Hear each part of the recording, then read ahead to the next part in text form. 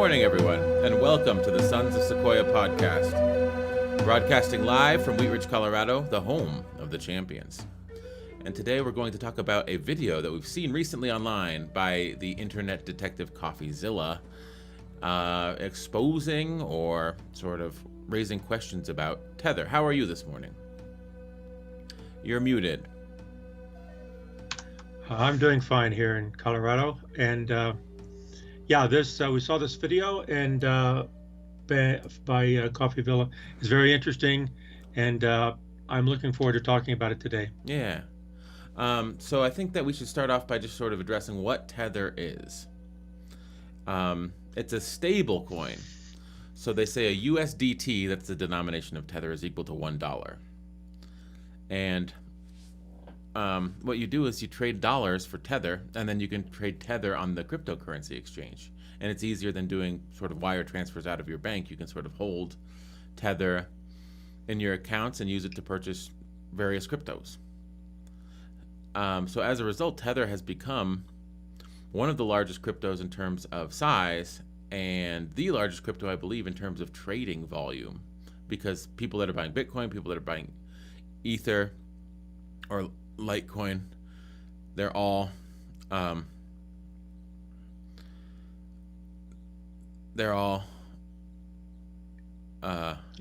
can you finish this thought for me? Yeah, they're using Tether. They're using Tether to make all the purchases and exchanges, and so Tether has grown to be huge in size, and so they're in order to do that, they have to have an exchange. And so Tether goes through an exchange called Bitfinex. And then Coffeezilla really is looking at the relationship between the Tether stablecoin and how it is traded, how it is used to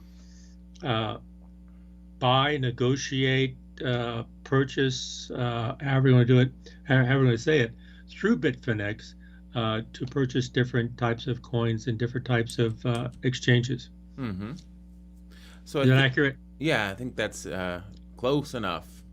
So I guess the issue was that Coffeezilla has is Tether, when they started, and of course we want to say this is not investment advice, and we're just reacting to his video. We haven't done any independent reporting of our own.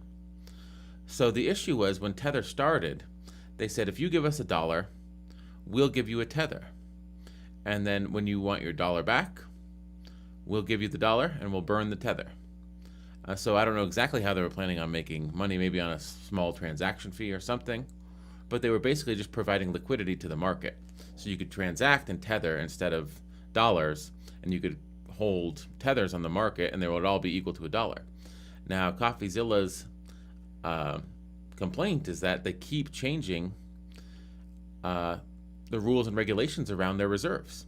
So they said these dollars will be in a bank account, that the balance will be published monthly and will be subject to regular audits. They've never had an audit. And then they've allowed companies to look into their bank account once or twice, and it seemed like there was some shenanigans going on right before the bank account was looked into and right after. And then all of a sudden they said, well, we're not going to back it by $1, we're going to back it by whatever we feel like, more or less. So that's, I wish I had the exact wording, but so now the majority or the near majority of it is commercial paper, which is IOUs, and who knows who those IOUs are to or from. So your Tether, when you put in $1 and you get a Tether, it's not backed by $1, it's backed by an IOU to some company, and it's unsecured debt. So that's a little bit scary, because $62 billion of Tethers exist in the world. Yeah, and so here, what we're doing today is, again, I want to reiterate what you said, David, is that we're not giving advice, and also I want to go a step further. We don't really make any judgment about. We're just talking about what we're just talking about it, Mm-hmm. and so we're not really trying to fall on one side or come on the other side, one side or the other. We're just talking about the issues. And we're talking about it and trying to understand how these things work, and understand Coffeezilla's perspective, and maybe understand the other side as well. Mm-hmm. And so we're just trying to understand how this came about because it is something that is very big, Hmm. and a lot of people. It's affecting a lot of people, and it can affect a lot of people's lives, and so it's important to talk about. Yes. So, what do you think the concern is about the fact that Tether's not really backed by dollars? I guess that was Coffeezilla's claim, and it was sort of supported by the New York District Attorney Letitia James, and then they required Tether to publish a pie chart of their assets, and that pie chart also sort of supported the fact that it's not backed by dollars. It's not backed one to one by a dollar. It's backed by a bunch of strange financial instruments that equal a dollar in the minds of the people that run Tether. So, what do you think the dangers are of this? Well, from my perspective, is that well, first I want to say that I don't understand finances that much. That's not my area. But just looking on the outside in, I look at this and I say, okay, well, if I give them $1 and I want $1 back, they might give me 3 cents. That dollar's worth 3 cents, and once they have $1, my dollar's worth 3 cents back to me, Mm-hmm. because that's about all the cash they had. So they don't have the cash there. It's like if I give $1 to the bank, I want my dollar back. Mm-hmm. They'll give me my dollar back. But if I give $1 to the bank and I'll say, I want my dollar back, it says, okay, well, all we have is 3 cents of your dollar. The rest of it is gone. So here's 3 cents back. Well, where's the rest of it? Well, it is unsecured. We have no way to give that back to you. Mm-hmm. That's my understanding. And that's a real simplified view, but maybe that's a good place to start. Yes. So it's also a good place to start talking about the exchanges and how this works with the exchanges. So Bitfinex is an exchange, and they're one of the older exchanges, and they're the owners of Tether. It's the same company, more or less. Coffeezilla's point was that when Bitfinex got itself into financial trouble, it used Tether to bail it out. And then Bitfinex was using a firm called Crypto Capital out of Panama to bank some of its clients' currency holdings. And they got raided by the feds, and all the accounts got frozen. So Bitfinex was up a creek, and they used Tether to bail out Bitfinex. And so it's sort of they're robbing Peter to pay Paul, and they're sort of keeping this ship afloat. And yet, here's my concern about it. It's fine while the price of Bitcoin is going up and while people are seeing it as a viable investment. It may not be fine if there's a bear market. If there's a downturn and there's a lot of sellers and they all demand their dollars, the dollars aren't all there. That's the issue. So, if and another issue is because of the size of Tether, it's not just Bitfinex that would crash. I was reading some other articles, and this may or may not be true because I haven't verified it myself, but Binance, which is another large exchange, they're holding 17 billion in Tether. So that may be, and I can't confirm this or deny this, it could be one of the companies that's writing an IOU and using it to establish liquidity on their platform. But I think that because of the pervasiveness of Tether, a lot of these exchanges may be vulnerable to a call on Tether, a run on the bank, essentially, and it could crash a lot of the existing crypto market. Now, would it crash Bitcoin and Ether and the big boys altogether? Probably not, but it would probably cause some pain among investors. It would change the prices significantly. The prices would just go crazy. So let me understand this. So it's kind of like if you wrote a check for $100 to a company, Mm-hmm. and they're going to go cash that check, but then you said, "Oh, I don't have $100 in the bank. I need to cover that." So you come to me and say, "Could I have $100?" Yeah, and I say, "Yes, I'll give you 100 of my dollars." And you say, "Oh, good. Now I have $100 to cover that check." Okay. And then you say, "But then you wrote another check for 100. Can I have another 100?" And I say, "Yes, but I don't have 100, but I'll give you an IOU." So then you say, I have an IOU to cover that second $100 check. And so really, there is no money. Yeah, It's just IOUs. there's Is some that pretty money. much what? There's some money. There's some, but there's not enough to cover everything. Yes. Is that the idea? And the assertion that Tether is worth $1 is, it used to be backed by, we have a bank account that has the exact amount of dollars as we've minted Tethers. Now it appears the assertion that it's worth $1 is because we say so.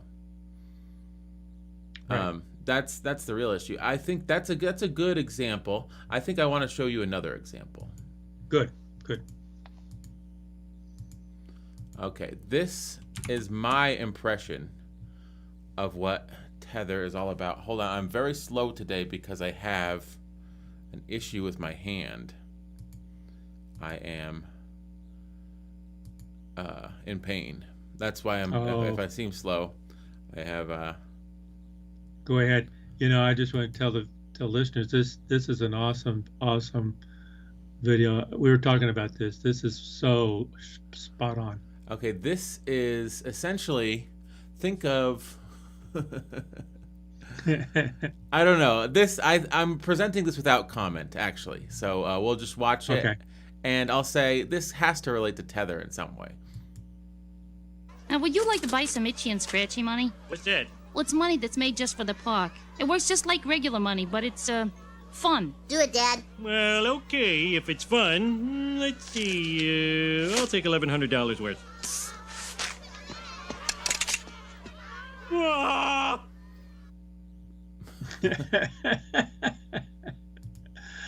That is so good. That is so good.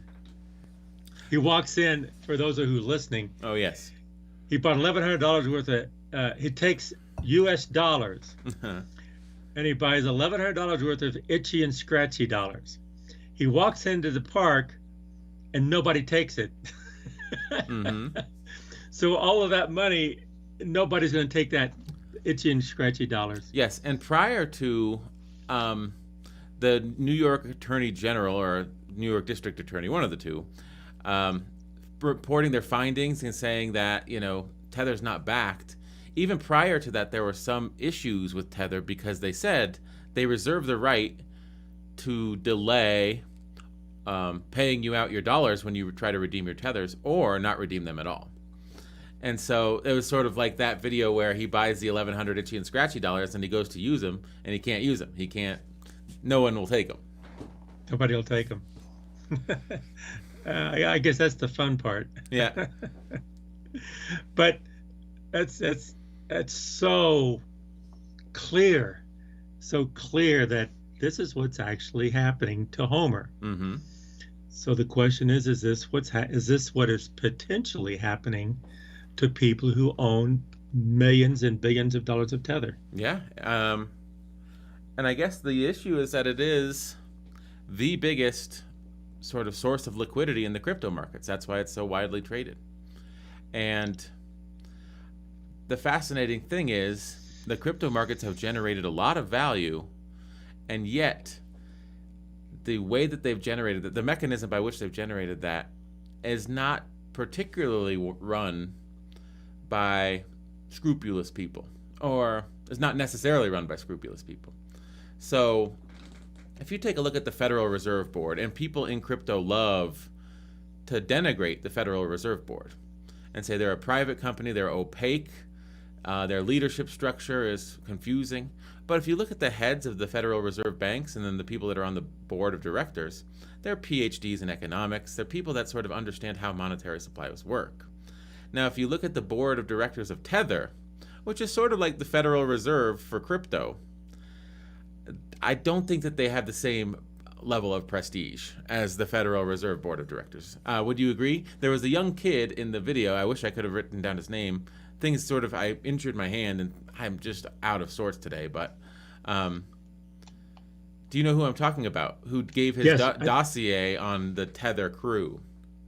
Yeah, I think his name was Bennett something. Yeah. I'll see if I can look it up. It was great. It was really good. And he named the names. He was writing a book on Tether, and he actually identified this person, this person, this person, this person, and their background. Mm-hmm. And the background was very, very interesting because it was not the same level of expertise and knowledge and experience within the currency market as far as dealing with currency on a national basis was concerned, is more or less dealing with it on a more questionable a questionable manner between entities. Is that a fair way to say it, David? Yeah, and also there were some unsavory aspects to the backstories of the Tether team that the investigative reporter shared with Coffeezilla. Right. Now, I want to say, like, people, crypto people do not like the Federal Reserve. They think it's, archaic and opaque, and it controls our lives with very little input from us. Now, I would say if you have a significant portion of your net worth invested in crypto, the same could be said for Tether. And I think the issue with Tether is that a lot of the liquidity of the market is centralized in one entity. And that entity is not really governed by the decentralized rules that something like Bitcoin is. Here he is, Bennett. His name was Bennett Tomlin, and he calls himself a fraud investigator. And he did a lot of work. It looks he had a lot of. Of course, it was just what he said. I'm not sure what his references were, or how he documented what he said. But what he said was very interesting. Mm-hmm. Pretty much what you were just saying. So yeah, and so I mean, people don't like the Federal Reserve because it's a centralized source of control of U.S. dollars through open market operations. But at least open market operations can be understood. If the Federal Reserve wants to target lower interest rates, they will buy Treasury securities on the open market, thus expanding the money supply. When the money supply expands, interest rates go down because supply is greater. Now, if the Federal Reserve wants to raise interest rates, they'll sell Treasury securities to take those dollars out of the monetary system and sort of constrict the money supply. That constriction of the money supply will cause interest rates to go up. Now, that explanation is how the Federal Reserve targets interest rates. So when they say we're going to target a 0.25 rate increase, you know what they're doing to get there across the board.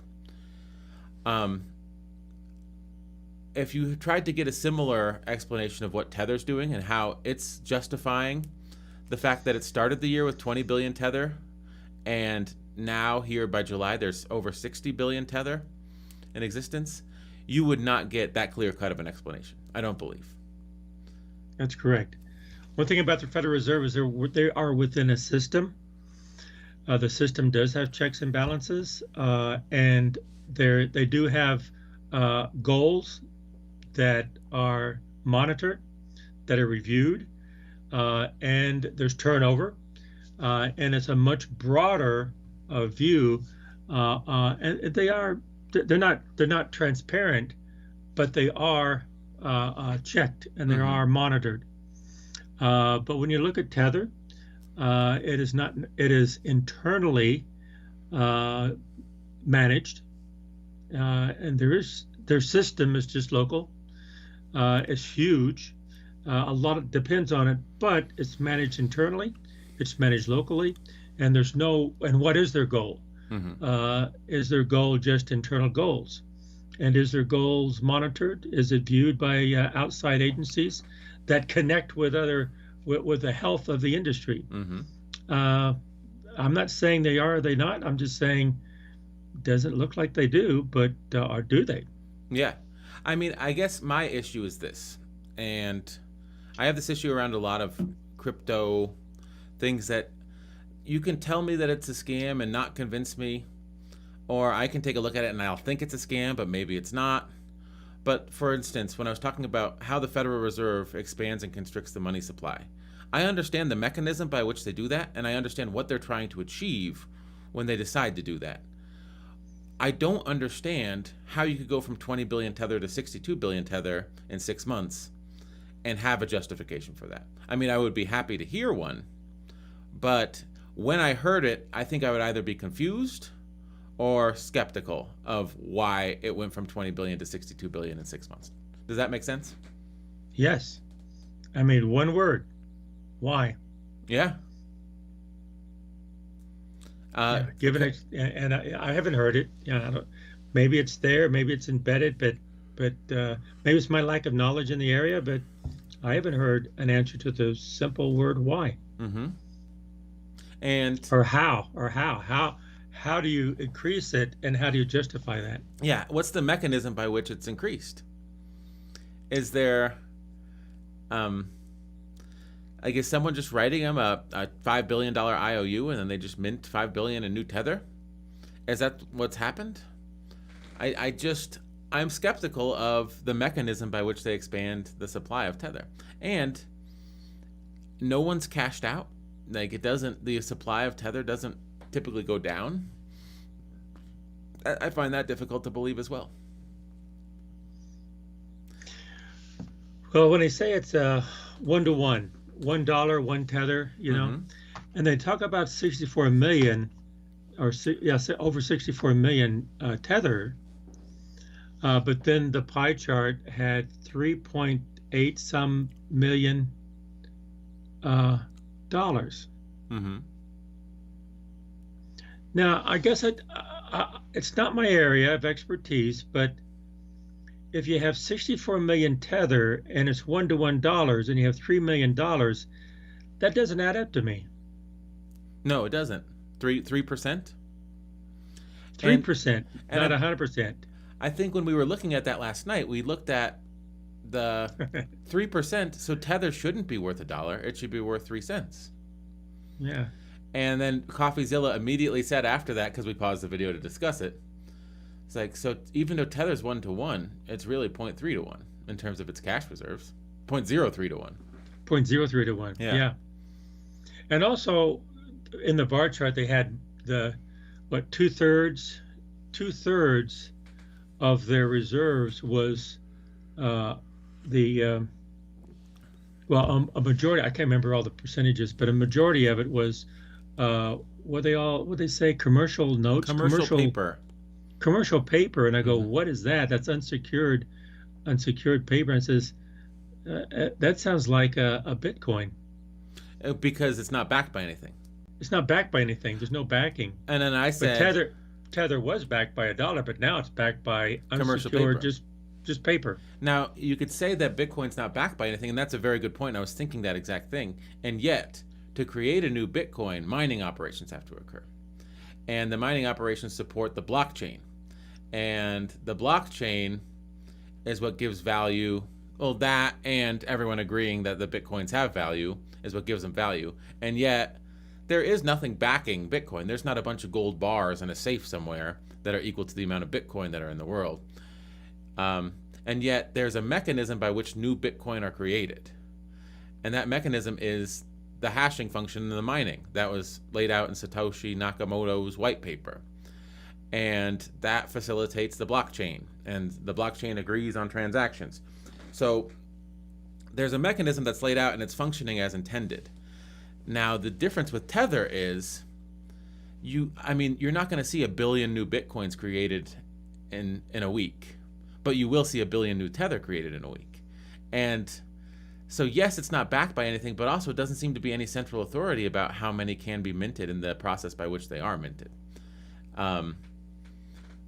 So if I could mint, I could say, I'm going to make Dave coin. And I'm going to peg it to the dollar. So 1 Dave coin's worth $1. And then I'm going to mint 1 billion Dave coin and then put it into my bank account. Like, as long as people agree that it's worth $1, that's fine. But if people say, whoa, where'd that billion come from? They start asking questions, then the whole game falls apart. And I think that's the scary thing. And I'd like to say this about Coffeezilla. He's barking up some trees of some powerful people that have amassed some significant wealth.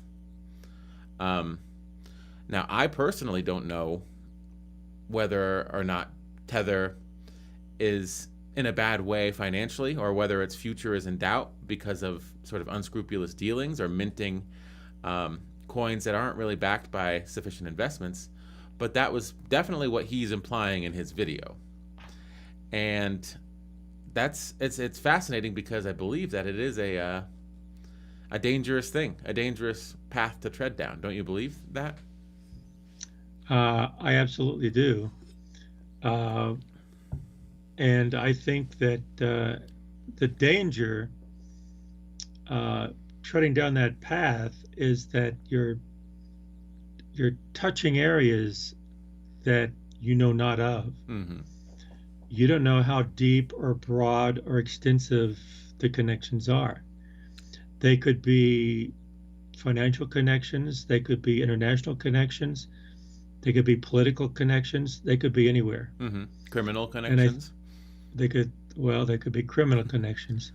But the Bennett Tomlin pointed out that there was a whole array of people all over the place with all different kind of backgrounds that are involved in this. Mm-hmm.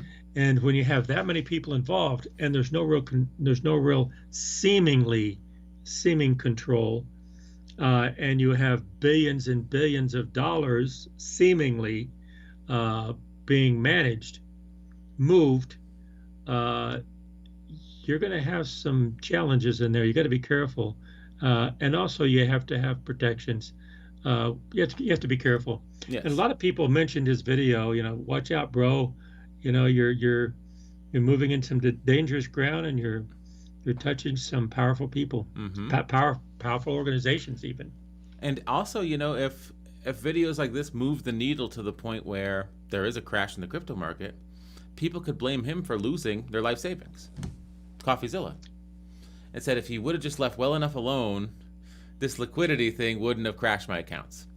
So it's his fault that my accounts got crashed, not, the organization whose, path to liquidity wasn't backed. So Sure. And it's very likely because if that accusation arises, it's him against the industry. Mm-hmm. Who's going to win? Yeah. So, but he's brave. I mean, that's one thing about today. People can say things and ask questions, and I don't want to blame or I don't want to accuse, but I think that people should talk, listen, understand what other people are trying to say, and there should be an open dialogue on what's happening. And I mean, I'd be interested to hear Tether's perspective on this. And that was one thing. He did have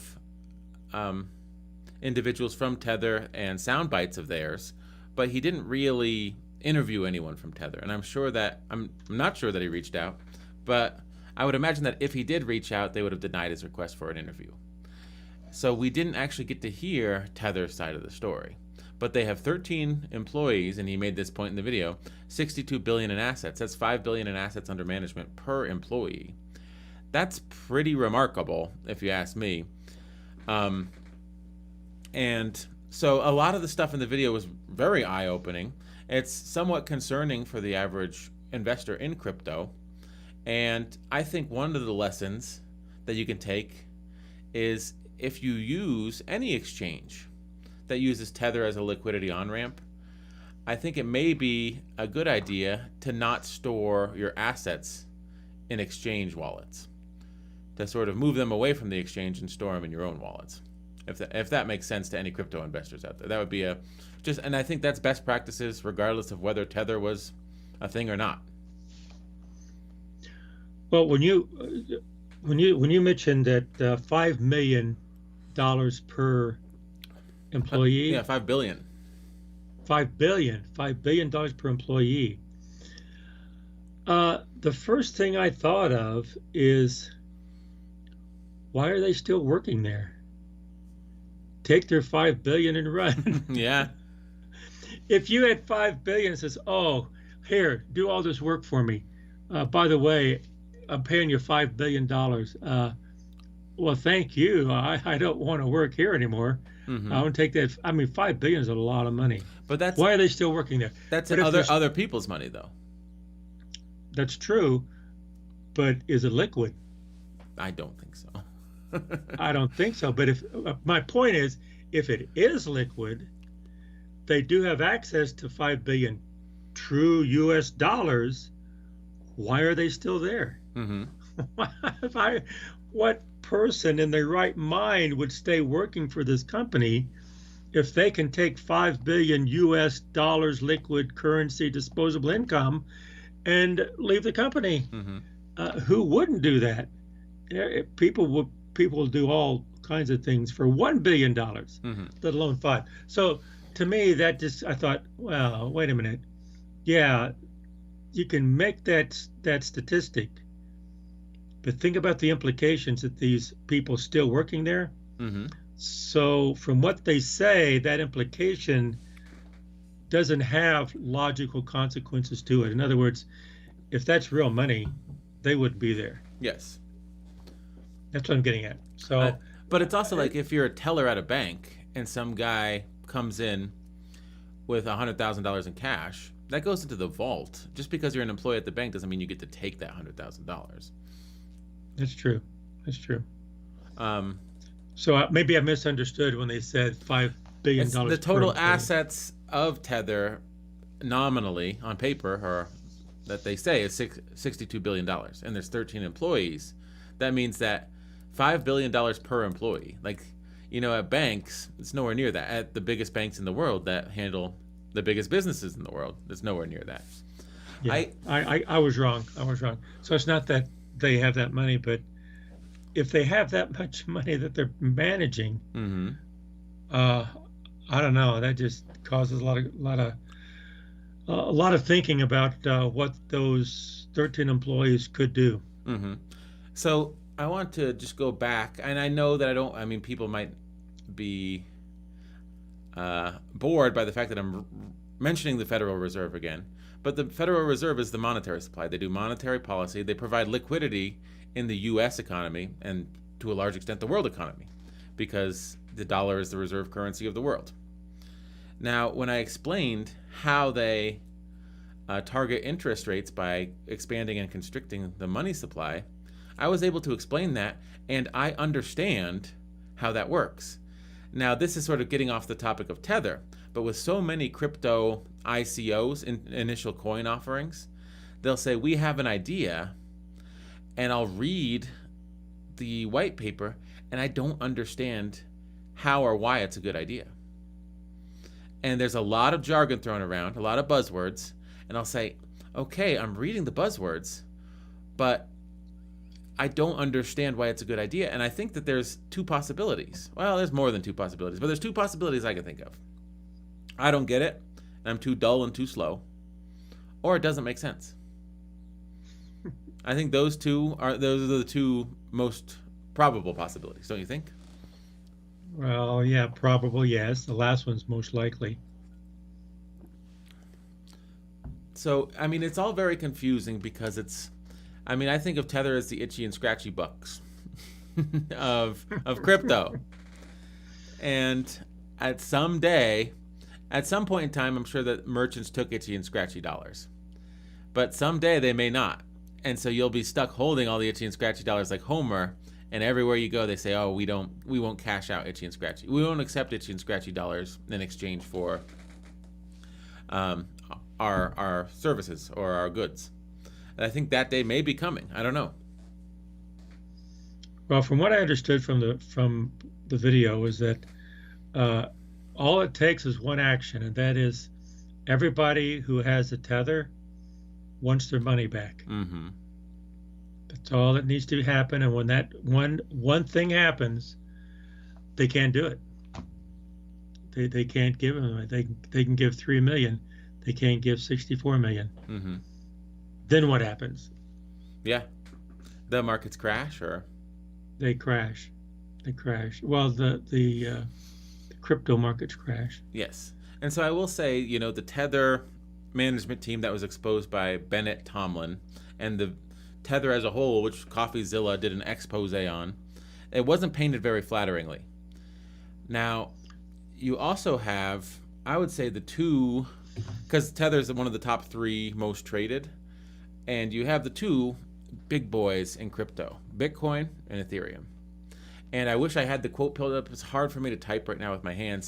But Vitalik Buterin, the founder and sort of brains, in large part behind the Ethereum Foundation, I believe he called, and I'm paraphrasing, he called Tether a ticking time bomb. And so the Ethereum Foundation has sort of set up the mechanism by which things like Tether could exist, tokenization, being able to have these smart contracts and do this stuff.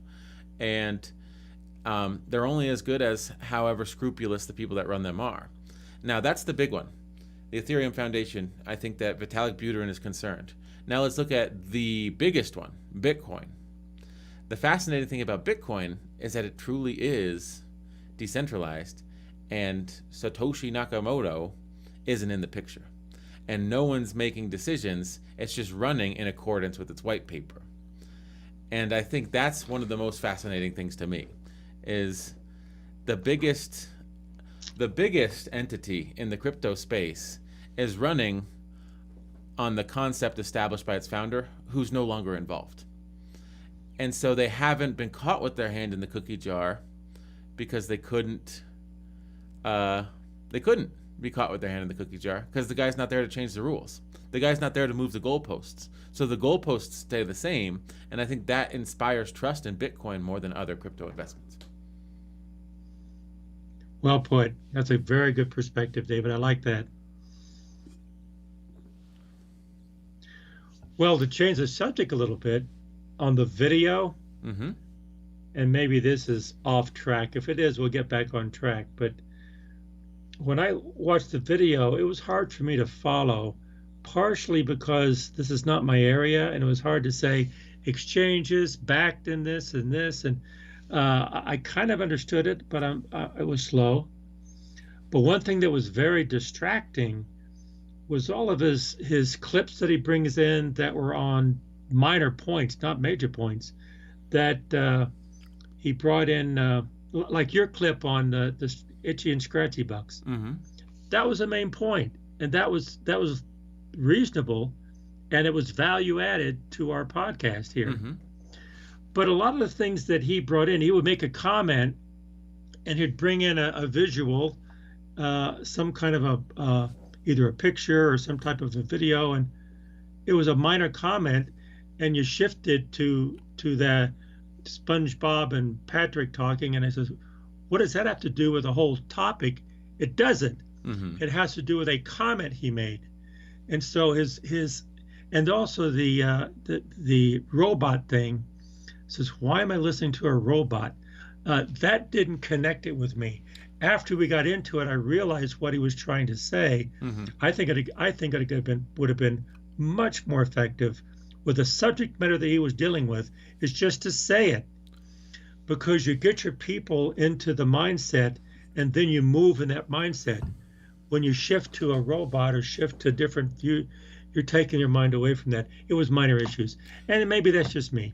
I think it is just you, but I do think that you have a point in that the video is difficult to understand because it's the combination of two very distinct subcultures. One is the subculture of YouTube. Now, a YouTube video will be inherently edited differently than a report on Bloomberg or than a report on CNBC. Now, this guy's discussing some financial issues, but he's making it in the YouTube style. Now, reports on crypto, I think they're always confusing to me because I've studied finance, and sometimes there will be terminology and words and terms of art that I don't know because they've made, so it's in the sub-community, the sub-genre of crypto finance, not just traditional finance. So with Coffeezilla's video, I think what you're seeing is it was difficult to follow because you're getting into the nooks and crannies of two separate sub-communities. The YouTube editing sub-community and the jargon-laden crypto sub-community. Of course, he did a good job explaining like FUD, fear, uncertainty, and doubt, and how people will just dismiss this as FUD. But there's a lot of jargon in the crypto community that I often, it goes over my head. I think that's a very good way. I agree with you, David. I agree. That's a good way to explain it. And I can see why it was hard for me to follow because I kept shifting gears to this visual, this because a lot of times YouTube is well exactly what you said. I was getting ready to say what you just said, and I think that's why it was hard for me to follow. And I think because that I was shifting gears, keep shifting gears. Well, I think Coffeezilla also, you have to sort of add slick editing and cultural references into your videos to differentiate yourself from everyone else that's sort of just sitting in a room like me talking about crypto into a microphone. You know, he doesn't want to be that guy. He wants to create some sort of persona that people will return to, that sort of differentiates himself from the pack. And of course, he could do that with just good reporting, but I think it's easier to have a little bit of style too. Well, my thinking on, I agree with that, and I agree with what he did, and I think what he was doing is correct. What you're saying is right. However, if you're going to use those things, if you use those devices, use them on major points, not minor comments. Mm-hmm. And I think to me that's like when you look at a lot of his animation, it was on a comment he made. Well, it's kind of like, oh yeah, like a phrase or some perspective, and you have that. It says, oh, well, how does that apply to cryptocurrency? Well, you have to go through about 3 or 4 things before you get there. And so it wasn't directly related to what he was saying. It was tangential for those people in that area who really understand it. Yeah, see, and it's not me. I haven't watched a lot of his videos, but I saw some of those things as channel lore. So across your videos, maybe the robot is a recurring character, or the flying Lamborghini that was animated was a recurring character, and people say, oh, that's the guy that talks about crypto. Like, yeah, him and everybody else. Like, that's what we're doing this morning. We're talking about crypto. It's like, yeah, but he's got a robot and a flying Lamborghini. And it's like, oh, really? Let me check it out. And so if he, uses that to build a brand, the Coffeezilla brand is the brand with the robot and the flying Lamborghini and the green screen studio with all the stuff in the background. I think it's all just sort of tools by which he can sort of look different than other people on the same platform talking about the same stuff. I see that. I see what you're saying. Yeah. But it's still distracting. Yeah. it's still distracting, but it makes sense. It makes sense. He's creating an image, a hook. That's who he is. Mm-hmm. And at 618,000 views, I do feel like he's probably brought more attention to this than most people. Yeah, I want to believe that he's the 618,000 views is because of the detail he went into. Mm-hmm. And he did have references. He did cite different things and different people, different organizations, different manuscripts. He did cite a lot. And so that was good. I'm hoping that the over 600,000 views that he got was because he's telling details. He's giving a lot of information and also tying it into the people that are saying it. Sorry, I think my kitty cat's running around. Oh. Oh well. Huh. Yeah, that's her for sure. Okay. Well, yeah, I mean, so I want to say we can't verify any of this. We're just going on what we've heard Coffeezilla say. We don't know, but if you watch the video for yourself, you'll sort of understand what he's saying. It's a great video, and it was fun to talk about. I do think as the crypto market matures, the mechanisms, the liquidity mechanisms, they won't be so concentrated, and they'll probably be a bit more regulated. People will care about, due diligence and reporting and compliance more than they do now. Mm-hmm. So that's my parting thought. Also, I learned a lot. Sort of learned about, these stable coins, how you can nominally be a stable coin, but their stability is only backed insofar as they remain stable. And that's not necessarily a 100% guarantee. if that makes sense. That's the takeaway from the video. I think that he did a good job. I thought that his investigator, Bennett Tomlin, did a good job sort of digging up dirt on all the principles. And it was a fascinating video. And I would recommend anyone watch it if they're interested in this space. I think it was an education for me. I did enjoy it. It was challenging, and I thought this is very, very interesting. And I thought the same thing you thought at the end. Like, I would like to hear the other side, what the other side has to say about it too. He did have clips, but it was clips. It wasn't an interview. And I don't know. I like to hear all sides because it's a fascinating thing and it's real. And I don't think it's going to go away. This kind of thing, this concept, the concept is going to continue to grow, and it's going to be maturing. There probably will be regulation, but it's not going away. I think everyone really should know as much about it as we can, because it's going to affect our lives. Yeah, it will. I think it'll affect not just the crypto markets. It may affect if this is on the scale that he says. It could affect the broader financial markets because a lot of people are staked in crypto these days. That's right. And if we don't pay attention to it, and if we let it go unregulated, it may infect too. Infect may be a better word than affect. But anyway, I think it's a good thing to talk about, and I'm glad we talked about it today. Yeah. I don't know if we'll continue down the crypto sort of unsavory side path this week. I don't know if that's what we want to do, but tune back in on Wednesday and Friday at 9 a.m. Mountain Time. That's 11 a.m. Eastern Time. For the podcast, we're available on YouTube, Amazon, Google, and Stitcher, and wherever you get your podcasts. I'm sorry if I'm a little out of sorts today. I am in quite a bit of pain with my wrist injury, so I've tried my best. I hope I sort of was able to soldier through. I will see you guys in the next one. Is there anything you'd like to say as we leave? Yeah, thank you, David, for this podcast, because you do a great job, and I think you did a good job today, even in your pain. And here, in our podcast, we want to encourage everyone to keep on talking, but listen more than you talk, and try to understand what everybody is saying.